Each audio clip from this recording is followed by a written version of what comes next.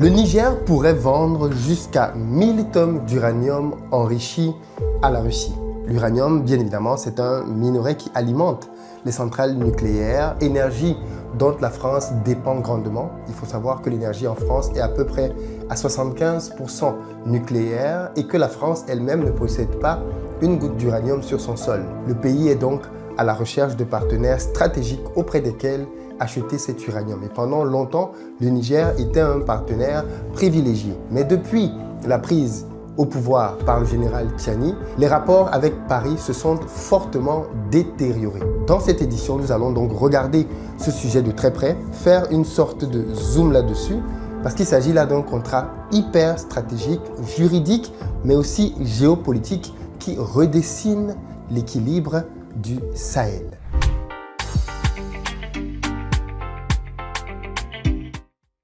Salut à toi, bienvenue sur ma chaîne, moi c'est Philippe Simo. Ici je te parle de business comme dans cette vidéo. Donc si ça t'intéresse, tu t'abonnes. Pour ceux d'entre vous qui êtes en Côte d'Ivoire, qui arrivez prochainement à Abidjan, si vous êtes à la recherche d'un véhicule pour vous déplacer, vous nous contactez au numéro qui s'affiche et on mettra à votre disposition pick-up SUV berline en fonction de votre budget. Si vous êtes plutôt à la recherche d'une maison pour vous, pour votre famille, sachez que nous avons de très belles villas à Bingerville à partir de 35 millions de francs, terrain plus gros œuvres compris. Vous nous appelez au numéro, vous venez visiter. Il est possible d'échelonner les paiements à partir d'un an en fonction du type de maison que vous allez réserver. Pour le reste, il est possible aussi que nous vous accompagnions à pouvoir acquérir des terrains titrés sécurisés au Cameroun. Vous savez tous que la spéculation foncière est énorme dans ce pays et que les prix de l'immobilier vont en grimpant année après année. Donc, n'hésitez pas à sécuriser vos investissements au travers de nous. Vous avez un numéro de téléphone qui s'affiche. Contactez-nous et on mettra à votre disposition plusieurs offres de terrain à partir de 1500 francs CFA. Je ne vous en dis pas plus. Contactez-nous pour pouvoir devenir propriétaire. L'uranium est un métal stratégique. Son usage principal aujourd'hui est civil.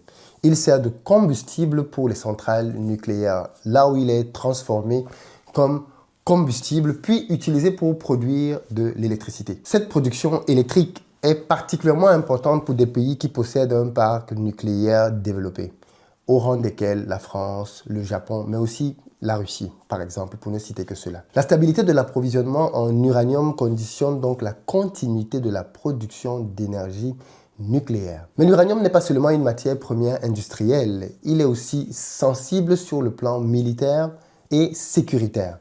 Certains isotopes et procédés liés au cycle du combustible peuvent entrer dans des discussions de non-prolifération. C'est pourquoi le commerce et le transport d'uranium font l'objet d'une surveillance internationale et de règles strictes. On se souvient tous d'ailleurs qu'un pays comme l'Iran est fortement sous contrôle à cause du niveau d'enrichissement de son uranium, parce que beaucoup craignent que l'uranium qui est fortement enrichi en Iran puisse permettre à ce pays de pouvoir obtenir l'arme nucléaire. Quoi qu'il en soit, dans le cadre du Niger, nous sommes très loin de ces niveaux d'enrichissement-là, mais c'est important de le savoir quand même. L'uranium est un combustible hyper sensible pour ces raisons-là. Et tout ce qui touche donc à l'uranium sur la planète tout entière est très fortement regardé. Voilà donc pourquoi la simple idée d'un transfert de masse de stock nigérien de 1000 tonnes selon plusieurs articles à un acheteur russe ne peut être traité comme une simple transaction commerciale. Tout ce qui touche à de l'énergie touche aussi à de la sécurité et à de la géopolitique, comme nous allons le voir tout de suite. Alors, passons donc maintenant aux faits. Que sait-on aujourd'hui sur cette fameuse opération supposée autour de 1000 tonnes d'uranium au Niger? Alors déjà, il faut savoir que plusieurs médias ont rapporté que le gouvernement nigérian est en pourparlers pour vendre 1000 tonnes d'uranium, un volume estimé à peu près 170 millions de dollars à la Russie. Ces articles indiquent notamment que cet uranium-là serait du yellow cake qui est stocké sur des sites autrefois exploités par l'entreprise française Orano. Pour rappel, Orano, anciennement Areva, est le groupe nucléaire français qui opérait historiquement à Arlit, zone dans laquelle il y a plusieurs exploitations, notamment d'uranium au Niger. Et il se trouve qu'il y a eu, il y a de cela maintenant plusieurs mois, un conflit ouvert entre les nouveaux dirigeants du Niger et les dirigeants de l'entreprise Orano. Ce différend a conduit purement et simplement à l'expulsion et à la fermeture officielle de Arlit, qui était l'une des zones dans laquelle l'entreprise exploitait énormément d'uranium. Mais au moment où cette entreprise est partie, elle a laissé donc, d'après les dirigeants de cette entreprise-là, plusieurs centaines, voire milliers de tonnes d'uranium stockées sur place au Niger. Et il se pourrait donc que ce soit ces stocks-là qu'aujourd'hui le Niger veut vendre. Alors, le gouvernement français et les services de sécurité ont exprimé leur inquiétude. Au-delà de la perte potentielle d'un approvisionnement historique, Paris craint les risques liés au transport via les zones instables et l'effet d'un renforcement de l'influence russe au Sahel. Des responsables français ont publié des alertes sur les vulnérabilités d'un convoi traversant des régions où opèrent des groupes armés. Donc voilà un peu la position de la France aujourd'hui. Elle craint donc globalement deux choses.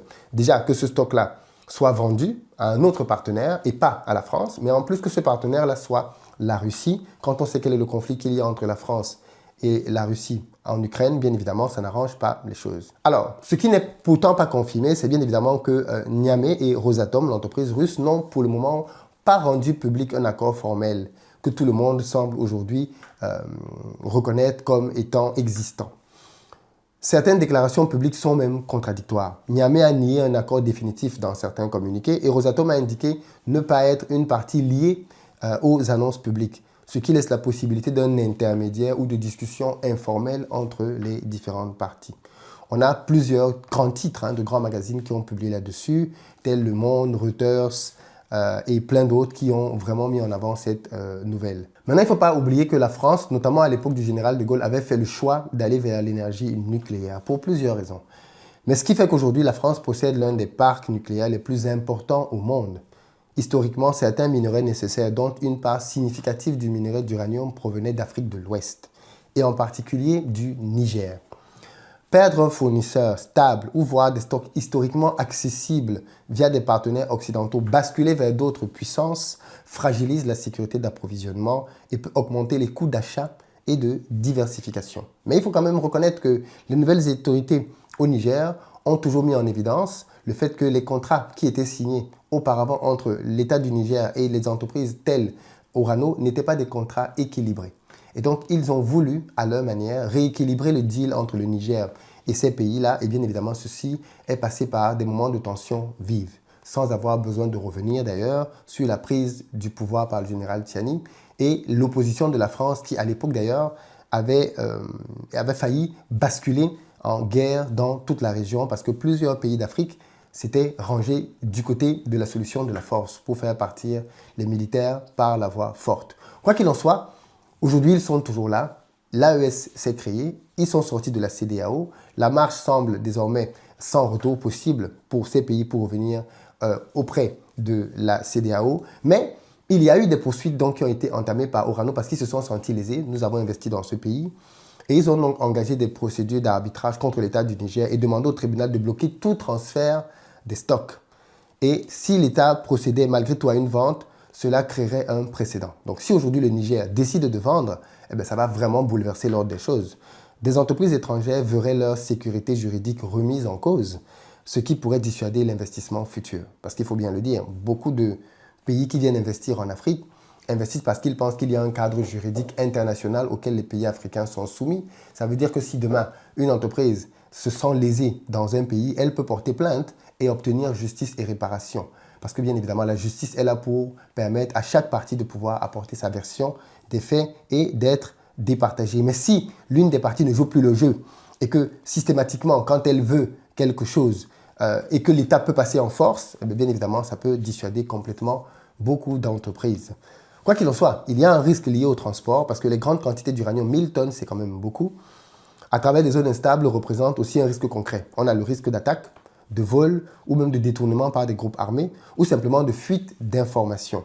Même si l'uranium civil n'est pas immédiatement utilisable à des fins militaires, sa disparition ou son détournement créerait une crise diplomatique majeure et des questions sur le contrôle des matières nucléaires. Mais quoi qu'il en soit, on veut quand même croire que si cette vente a lieu, la Russie sait très bien ce qu'elle fait, le Niger aussi, et ils sauront comment faire les opérations de logistique pour qu'il n'y ait aucun risque pour personne dans ce transfert. Mais pourquoi est-ce que la Russie serait intéressée alors que la Russie elle-même est déjà un producteur d'énergie nucléaire? Alors, il faut savoir que la Russie est une puissance intégrée du nucléaire. Elle-même, elle mine, elle enrichit, elle construit des centrales et exporte même des services nucléaires. Donc, pour accéder à des réserves africaines, renforcerait l'autonomie de sa chaîne d'approvisionnement et lui permet de proposer des packages mines plus centrales, plus combustible aux pays partenaires. Donc, acheter directement de l'uranium représente donc une logique industrielle et commerciale évidente pour la Russie. Ceci, bien évidemment, va aussi, clairement, au-delà des kilos d'uranium, ça va aussi être de l'influence.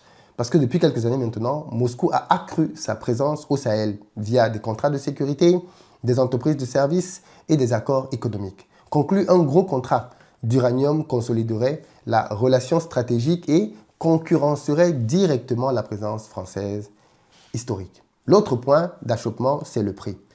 En achetant directement à l'État, la Russie peut chercher des prix avantageux, diversifier ses sources et sécuriser des volumes pour ses projets domestiques ou pour alimenter des clients internationaux. Cela s'inscrit dans une logique globale de sécurisation de matières premières stratégiques.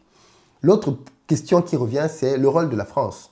Comment se fait-il que la France ait fait du partenariat avec un pays comme le Niger depuis tant d'années et que ce pays soit toujours l'un des plus pauvres au monde alors qu'il dispose d'un sous-sol aussi riche possédant tant d'uranium? Est-ce qu'on n'était pas là avec des deals qui ne profitaient qu'à une partie? Aujourd'hui, en tout cas, beaucoup veulent que la page des partenariats avec la France soit tournée et que le pays se tourne maintenant vers d'autres acteurs, parmi lesquels la Russie, pour pouvoir faire du business, mais de manière un peu différente. Alors, quelles seraient donc les motivations pour Niamey? Ce serait un besoin de liquidité rapide. Le régime en place a besoin de finances immédiates pour le fonctionnement de l'État, la sécurité, la lutte contre les terreaux, ça coûte très cher, et le paiement des services. Donc, vendre un stock permet d'obtenir des ressources rapides, surtout si l'acheteur paye cash et sans condition. Ceci va permettre de pouvoir davantage marteler les positions souverainistes aussi. Le gouvernement présente la nationalisation et la renégociation des contrats comme un acte de souveraineté. Et donc, après des décennies de présence française via Areva, Orano maintenant, Niamey veut diversifier ses partenaires et prouver qu'il maîtrise ses ressources. Pour sortir, on va voir quelques scénarios plausibles. Le premier, c'est que la vente se confirme, c'est-à-dire que Rosatom ou une entité autre prend possession effectivement de cette quantité d'uranium. La probabilité, d'après moi, est moyenne, parce que les conséquences, ce serait vraiment le renforcement de la Russie au Sahel, ce qui pourrait entraîner de fortes tensions diplomatiques avec la France, donc des difficultés juridiques pour Orano à récupérer ses pertes, très clairement, et la possible réaction de la France, mais aussi de l'Europe en termes de sanctions, de boycott, ainsi de suite. Deuxième scénario, ce serait le gel, c'est-à-dire que là encore, on est dans une probabilité, d'après moi, moyenne. Ce serait une victoire juridique pour Orano qui va empêcher donc au Niger de pouvoir réellement vendre ses stocks. Je ne sais pas si vous pensez qu'un tel scénario est possible. Et puis, on a le scénario C, la vente opaque via intermédiaire, qui a une probabilité qui est non négligeable. Et à ce moment-là, la transaction est contournée, des risques accrus de détournement et d'opacité. On a une inquiétude de prolifération, complexité pour établir des responsabilités légales. Donc, à ce moment-ci, on est plutôt par faire la vente, mais de manière totalement dissimulée. Et puis enfin, on a une négociation diplomatique ou avec un accord tripartite, là où les trois parties s'entendent. Et ça, par contre, je doute fort que Paris, Moscou et Niamey s'asseyent pour pouvoir discuter de comment se séparer de cet uranium. Quoi qu'il en soit, c'est une actualité assez brûlante parce que, comme vous l'avez compris, les trois pays ont des enjeux différents autour de l'uranium et on continue de suivre l'actualité pour vous tenir informé de la suite.